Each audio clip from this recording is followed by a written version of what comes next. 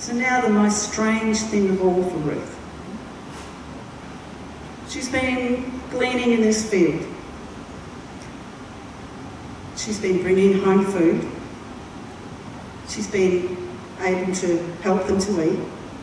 And now her mother-in-law is saying, it's time you get married. Well, that's fine. But how is that going to happen? And Naomi knows the ways of the land. She knows the rules. And she knows that there is at least one man who has a legal responsibility to look after her. A legal responsibility. And she basically says, you know that guy Boaz who's been really kind to you? He has a legal responsibility to offer to marry you, to lift you out of poverty. He has a responsibility to you. And a strange, really odd thing that she asks Ruth to do.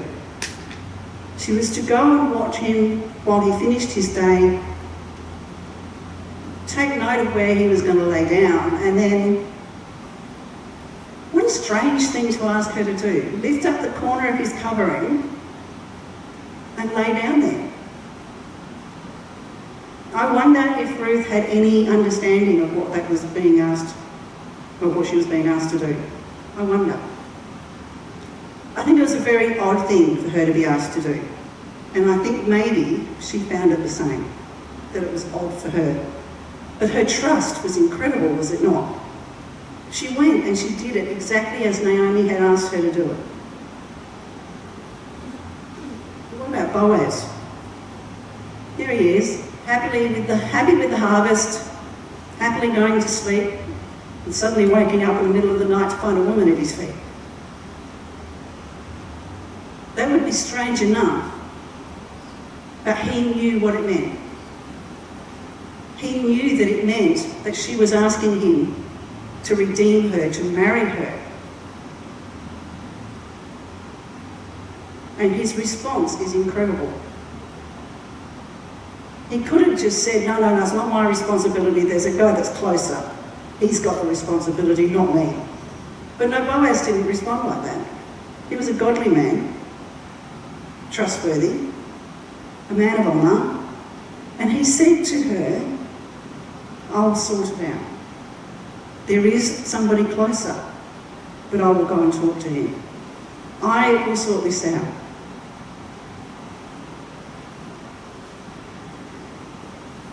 So he sends her home at an appropriate time so that people don't start telling tales, speaking badly against her, or against him for that matter. Because he sent her home when the daylight wasn't sufficient for people to recognise faces. Again, I think that was an act of kindness. But on top of that, he's poured out all this grain and said, take it home.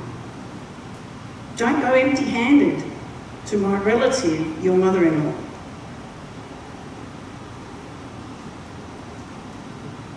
This is an odd time for both Boaz and Ruth. Strange times for them. It's times when they have to trust in God. Particularly Ruth and Naomi have to trust in God. They had to trust him to provide this Redeemer. They had to trust him impeccably to provide for their every need.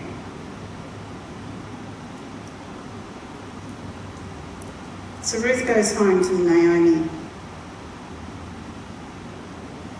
Now what does she do? She has to wait. Can you imagine having to wait to find out if it's that guy who's going to marry you or another guy you haven't met yet? And yet she trusts Naomi's wisdom, she trusts God that this is going to work out.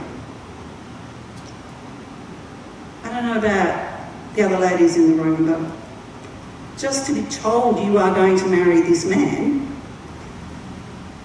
how does that sit in our culture? It doesn't, does it? It doesn't sit with us well at all. We choose We want to have knowledge of this person, we want to know this person, we want to choose this person. And yet here she is, because he's a relative, this is the man she ends up marrying, and there was a possibility it could have been another man.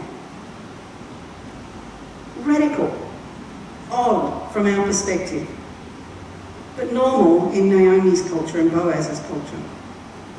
The culture that God had set up.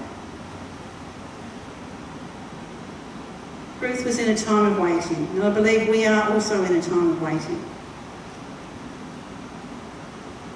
But what are we waiting for?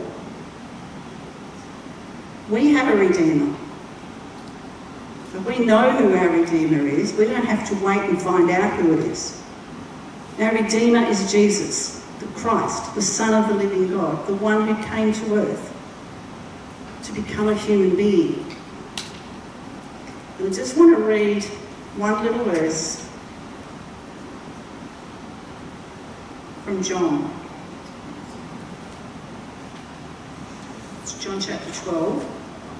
And if you want to read it all yourself, it's from verses 44 to 50. But I just want to note one other verses where Jesus says, I don't judge anyone who hears my words and does not keep them. For I came not to judge the world, but I came to save the world. Jesus, our Redeemer. Jesus is the one. Do we understand what it means to be a Redeemer? Do we understand what it means for us to be redeemed? We can read Ruth's story, we can read about Boaz, we can read about Jesus, we can hear his words. Does it mean much?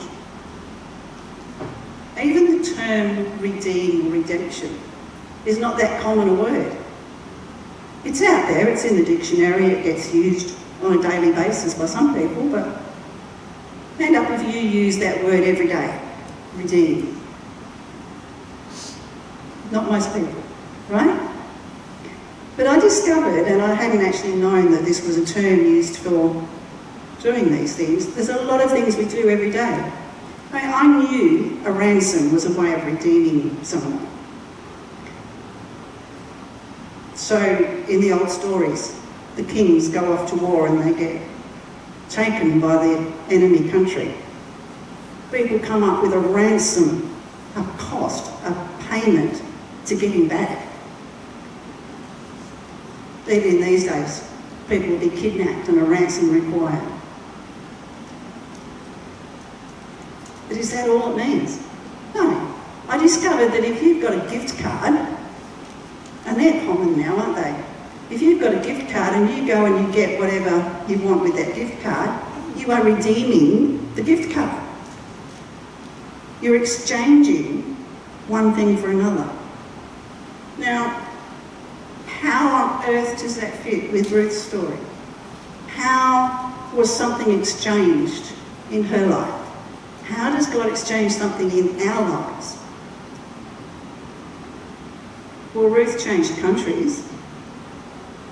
She walked out of her country, turned her back, left it, didn't look back, as far as we know. She completely left everything she knew behind. She went forward in the hope and trust of a new day, of new life, which God provided for her. She exchanged one country for another, but is that what it was? That's not what redeemed her. Boaz's action redeemed her. He exchanged her poverty and her being a stranger in the country. He enabled the exchange to happen, where she became a member of that culture. She became a member of that place of the people in Bethlehem.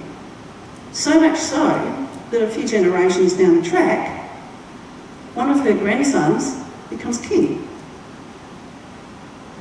Now that is a complete change. She's gone from being a member of a group that the men are not supposed to marry. She's become a follower of the one true God. She's become accepted Her whole life has been turned around.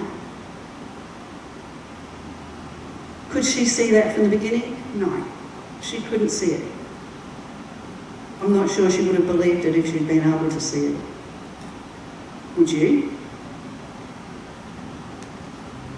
I think we are often unable to grasp that God has really good plans for us.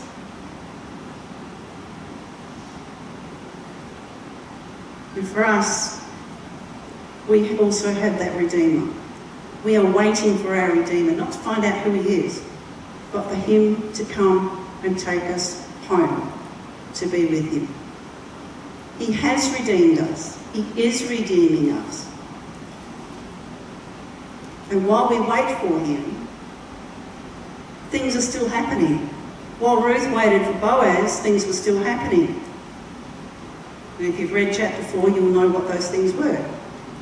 Otherwise, either read it between now and next week, or just come next week and you'll find out.